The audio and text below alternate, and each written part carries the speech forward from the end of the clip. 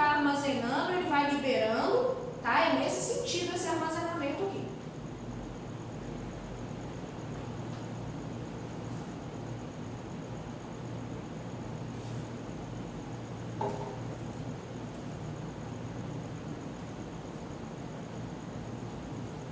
Então aqui uma imagem, né? Isolou só os retículos do citoplasma dessa célula e você está vendo ele em grande aumento.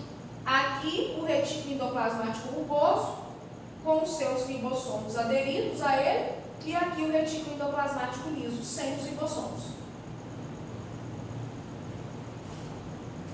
Outra imagem, o retículo endoplasmático rugoso, quem pegar uma imagem de uma célula e quiser identificar ele, além de você reconhecer ele pela presença dos ribossomos, você pode reconhecer ele porque ele está grudado no núcleo. Ele é grudado em todo o núcleo de célula eucariote.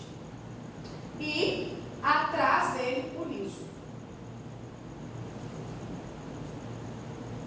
Ribossomo. Já que nós falamos que o retículo endoplasmático rugoso tinha a presença dos ribossomos, aqui está o ribossomos. Duas subunidades de tamanhos diferentes, né? Subunidade é que é unidades diferentes, com formatos diferentes, e elas se acoplam e se juntam, e isso é representado nos livros de biologia por bolinhas. Mas se você for olhar o ribossomo de mais perto, ele não é uma bolinha nítida, tá? Ele é formado dessas duas subunidades de tamanhos diferentes. Ele é formado de RNA ribossômico. Aí a gente tem que lembrar dos ácidos nucleicos. Nós temos o DNA e o RNA. O DNA é uma molécula da hereditariedade, não é assim? Onde a gente encontra os genes codificados que é passado de pai para filho. E o RNA é um outro tipo de ácido nucleico que não tem genes, mas atua na produção de proteína. Então, esse RNA forma o ribossomo. Tem um tipo específico, professora, de RNA formando esse ribossomo? Tem, o RNA ribossomo. Quando vocês forem estudar os ácidos nucleicos, vocês vão ver que tem tipos de RNA diferentes. Tá? Função, síntese de proteína. Os ribossomos atuam na síntese de proteína. Justifica, né, gente, ter duas organelas dentro da célula para produzir proteína. Quando vocês estudarem substâncias orgânicas, as proteínas, vocês viram que as proteínas são o elemento mais abundante no organismo dos seres vivos. É mais abundante do que carboidrato, é mais abundante do que lipídio. Então eu tenho que ter duas organelas diferentes para produzir essas proteínas em grande quantidade. Beleza? Vem ele agora, complexo de Golgi, né? Uma organela parece um sistema de sacos achatados uns sobre os outros, né? Diversos saquinhos achatados. Aqui eles falam de cisternas achatadas empilhadas, né? Cisterna é sinônimo de buraco, então aqui é como se tivesse um buraco aqui, ó. E olha a função, síntese de carboidrato. Os carboidratos são sintetizados ali. Lembrando que carboidrato é sinônimo de quê? Açúcares ou glicídios, né? Formado de carbono, hidrogênio, oxigênio. O principal carboidrato mais comum que vocês conhecem é a glicose. Certo? Secreção e armazenamento celular. Formação do acrossomo do espermatozoide. O que é acrossomo do espermatozoide?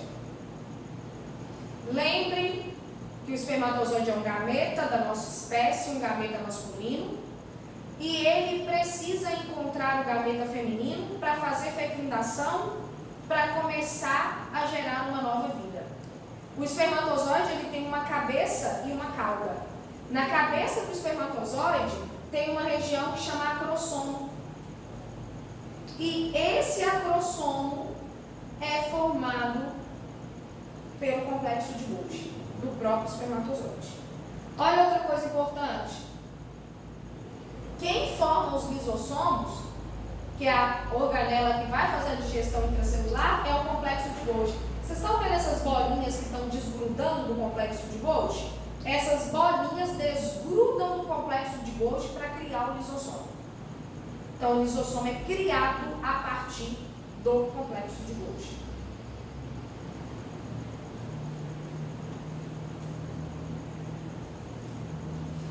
E aqui está mostrando complexo de Golgi desprendendo as suas vesículas, e essas vesículas formarão um lisossomo. Aqui o lisossomo. O lisossomo nos desenhos da célula, eles são representados por essas bolinhas maiores do que os ribossomos. Tá? Qual é a função do lisossomo, Juliana? Fazer a digestão dentro da célula. E ele é criado pelo complexo de Golgi.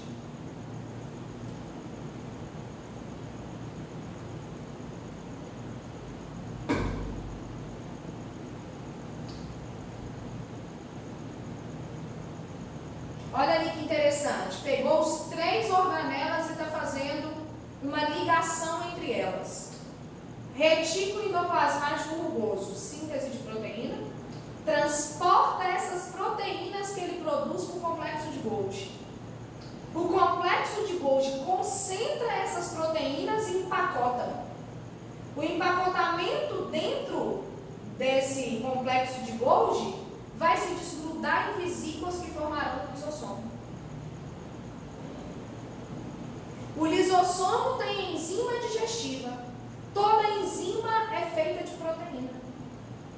Então o retículo produz proteína, manda para o complexo de Golgi, o complexo de Golgi empacota, solta vesículas próprias contendo essas proteínas que se tornarão enzimas, que formarão o lisossomo para o lisossomo fazer a digestão intracelular. Isso é fantástico, não é? Fantástico. Isso é nível de célula. Falar isso num órgão funcional grandão, a gente consegue entender. Agora, olha a estrutura dessa célula, a união dessas organelas e o funcionamento em conjunto disso. E aqui mostrando, ó, o que eu acabei de falar, o que é o acrossomo de um espermatozoide. Essa aula ela é interessante, que não fica aquela aula, a organela faz, o ribossomo produz proteína, não. Te fala que ele produz proteína e te mostra para que serve a proteína dele. Te fala que o complexo de Golgi empacota a proteína do retículo e te fala para onde que isso vai.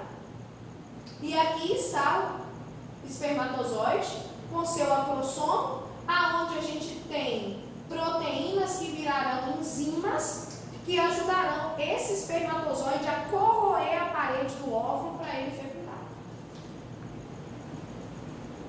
A próxima, os lisossomos estão aí, esses que são formados pelo complexo de Golgi. Dentro desses lisossomos tem proteínas que vão fazer a função de enzima. Enzima quebra, enzima faz digestão. Quebra, em biologia, pode ser chamado de lise. E a função desse lisossomo é fazer digestão intracelular, do tipo que a gente chama heterofagia e autofagia. Que digestão maluca é essa, Juliana? Olha o nome, hétero. Heterofagia é quando o lisossomo faz a digestão de partículas que está vindo do lado de fora da célula e entra dentro da célula. Poderia ser a digestão de uma bactéria que está tentando invadir uma célula. Seria uma digestão do tipo heterofagia. Agora isso aqui, gente, é uma coisa fantástica. O sapo, ele tem cauda nas primeiras fases do seu desenvolvimento, quando ele é um girino. De repente a cauda dele desaparece. A cauda caiu? Os lisossomos começaram a digerir as próprias células daquela cauda, até que a cauda desapareceu. Esse tipo de digestão, aonde a organela lisossomo digere as próprias células e as estruturas delas, se chama autofagia. Em uma das fases do nosso desenvolvimento embrionário, nós temos membrana entre os dedos. A gente nasce com essa membrana? Como ela desapareceu?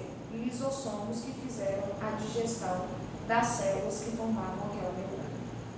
Essas duas questões que eu estou falando para vocês, da cauda do girino e da membrana entre os dedos, e da função do lisossomo para fazer esse processo de destruição da célula, digerir a célula, já caiu no Enem 3, 4 vezes. Porque o Enem ele pega questões do dia a dia, fenômenos naturais, o que está acontecendo à nossa volta e te coloca para pensar como aquilo aconteceu. Certo? Esse lisossomo é fantástico. Ele atua digerindo um micro-organismo, ele atua digerindo uma partícula que às vezes uma ameba engoliu para sobreviver, e ele atua digerindo partes velhas de uma célula, e ele atua destruindo a própria célula quando é necessário.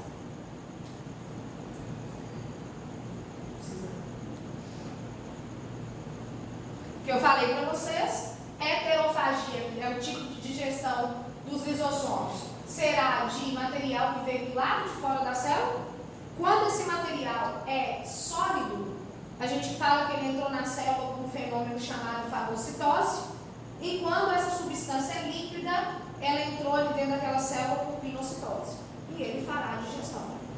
A autofagia, material a ser digerido provém do próprio meio celular. Ele destrói organelas velhas e ele pode autodestruir a célula. E aqui está mostrando o ciclo de formação desse lisossomo. O complexo de Golgi, eliminando as suas vesículas cheias de proteínas que serão enzimas, e esse complexo de Golgi dando origem a esse lisossomo. E aqui o lisossomo, ó, está vindo uma substância chamada de ar do meio externo, esse lisossomo gruda nessa substância, digere ela e elimina o resto do lado de fora.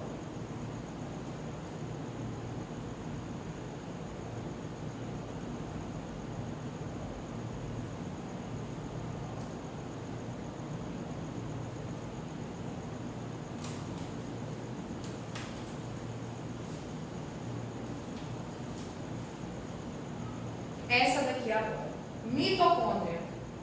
A aula termina às 19h30.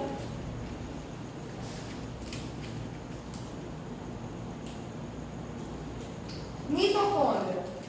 Mitocôndria é uma organela fantástica. A gente teria que ter um dia para falar de mitocôndria. Se a gente for falar desde mitocôndria, a gente tem que falar desde a origem de tudo. Por quê? Estudos revelam que foi a primeira organela que apareceu quando houve a transição de uma célula procariótica para uma célula eucariótica, né? Porque há 4,5 bilhões de anos, datado pela biologia, a gente tinha uma célula procariótica, primitiva, muito simples, que só tinha ribossomo. E aqui agora a gente tem uma célula que forma organismos como nós, complexa, eucariótica, que tem diversas organelas. Estudos revelam que a primeira organela que apareceu na transição da procariótica para a eucariótica foi a mitocôndria. Mitocôndria, gente, ela é a produtora de energia da célula. Tá? A hora que a mitocôndria para de funcionar, a célula não tem energia e morre. Seria basicamente isso. Essa mitocôndria, ela tem seus espaços internos, chamados de matriz mitocondrial e cristas mitocondriais. E ela tem uma coisa fantástica também, ela tem DNA próprio. É mais uma evidência para os cientistas que ela é autossuficiente, que ela foi a primeira a aparecer. Ela tem DNA próprio. Esse DNA da mitocôndria você não herdou do seu pai, como um todo, você só herdou da sua mãe. Porque quando o espermatozoide vai fecundar no óvulo, o que o espermatozoide manda para dentro do óvulo é só o DNA. E o resto todo da célula que é aproveitado para construir a sua célula é aproveitado do óvulo da sua mãe. Então aproveita-se a mitocôndria da sua mãe. O DNA da sua mitocôndria é idêntico ao DNA da mitocôndria das células da sua mãe. Tá? Outra coisa. Lembrando, como é que chama o processo de produção de energia pelas células? Eu falo isso todos os dias. Alguém? Ninguém. Respiração celular, gente. Não esquece disso nunca mais. Eu falo isso um ano inteiro. Mitocôndria faz um fenômeno que chama respiração celular. E respiração celular significa produzir energia para a célula funcionar. Claro que para essa energia ser produzida, que é uma energia específica da célula, chamada de ATP, eu preciso de elementos. Elementos como, energia produzida é o ATP. E eu preciso de elementos como a glicose e o oxigênio entrar aqui para dentro para fabricar esse ATP, que é a energia celular, para a célula funcionar. Quando você tem parada respiratória, Juliana já está querendo entrar no assunto do coronavírus, não? Tem várias coisas que causam uma parada respiratória, um acidente traumático. A primeira coisa que tentam fazer com que volte a funcionar em você é a respiração pulmonar. Porque o pulmão é o órgão capaz de mandar oxigênio para o organismo. E o oxigênio tem que chegar aqui para fabricar energia. Se o oxigênio não chega ali, cada célula vai morrendo no seu tempo, principalmente os neurônios, que são super sensíveis à falta de oxigênio. Ele morre e você morre. Não existe funcionamento sem energia. E essa energia, essa senhorita que produz. Juliana, e se eu parar de comer carboidrato, eu não tenho glicose? A glicose é essencial para fabricar energia. Seu corpo usa gordura. Mas o oxigênio não tem como substituir. Tá? Aqui está um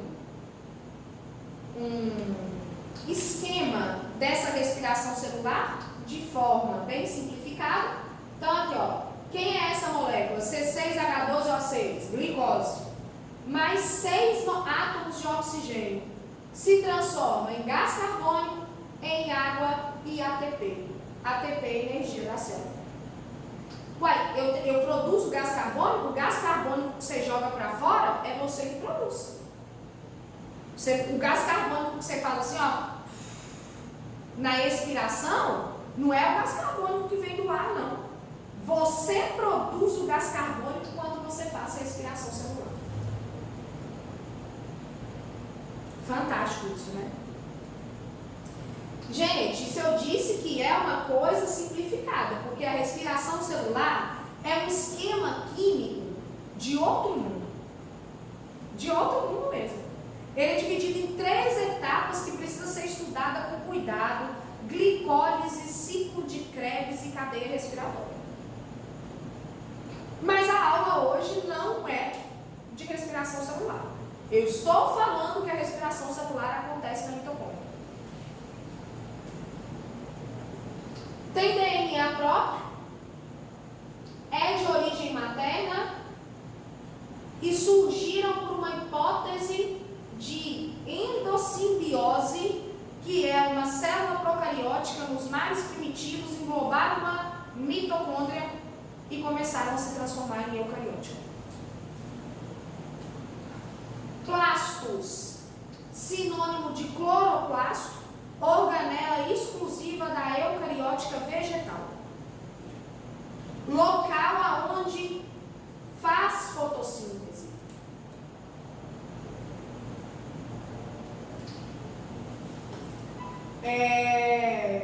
Isso aqui não precisa muito de vocês saberem, agora não, quando estiver estudando botânica se faz necessário, mas nesse momento de organela, eu preciso que vocês gravem que cloroplasto é a organela das células vegetais aonde acontece o processo de fotossíntese. E o processo de fotossíntese só é realizado pelos vegetais e por algas. Tá? E aí está ele todo bonitão, em grande aumento. Ele também tem as suas características internas. Ele tem o grana, ele tem o estroma, tem o tilacoide. Cada um vai fazer uma função aqui para a fotossíntese de maneira geral acontecer. E a fotossíntese é importante para quê, gente? Olha aqui um esquema simplificado da fotossíntese. Entra gás carbônico, mais água, na presença da luz solar, transforma em glicose e oxigênio. O oxigênio você respira, você precisa dele, e a glicose você come. Na raiz, no caule. Então, os vegetais eles são mantedores de uma uma cadeia alimentar, quando você come a glicose que ele produz na fotossíntese, e ele é mantedor da respiração animal. O único fenômeno químico do planeta capaz de tirar gás carbônico da atmosfera é a fotossíntese que acontece nos cloroplastos. Vacúolo. A célula vegetal tem vacúolos enormes. Vacúolos é uma bolsa capaz de guardar um elemento. Na maioria dos casos, o vacúolo das células vegetais, eles guardam água. Se você for pensar naquelas plantas que vivem em locais, nos biomas muito secos e com pouca disponibilidade de água, e que você corta o caule que desce aquele monte de água que usa até para beber, para ingerir, é porque o vacúolo daquelas células vegetais estão lotados de água. Outra coisa que pode ser armazenada, açúcar e proteína.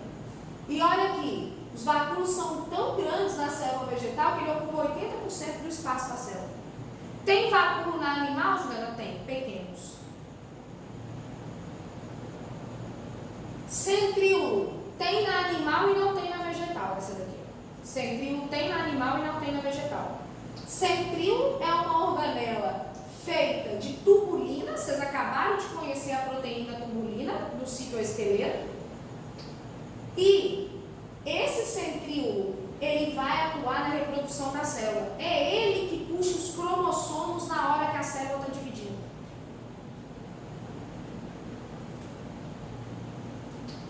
Então, é uma organela relacionada com a divisão celular, importantíssimo. Quando você cai, machuca o joelho, aquele processo de cicatrização só foi possível porque suas células precisaram reproduzir. E na hora da reprodução, tem que puxar os cromossomos, que é o material genético da célula. Quem puxa é centríolo. Olha a outra coisa que ele faz. Forma cílios e flagelos quando a célula possui. Então, o flagelo do espermatozoide é construído por centríolo, uma organela de uma célula animal. Aqui está exatamente o que eu estou falando. Olha o centríolo aqui, ó, nessa célula puxando os cromossomos na hora da divisão da célula. Aqui são os cílios. Bactérias adoram ter cílios, que são construídas por protozoários também, por centríolo. Aqui é um flagelo, protozoário Trypanosoma cruzi, causador da doença de Chagas, com seu flagelo construído pelos centríolos. E aqui está mostrando, né, uma micrografia eletrônica mostrando como se vê de fato esses centríolos. Obrigada, boa noite, até a próxima aula.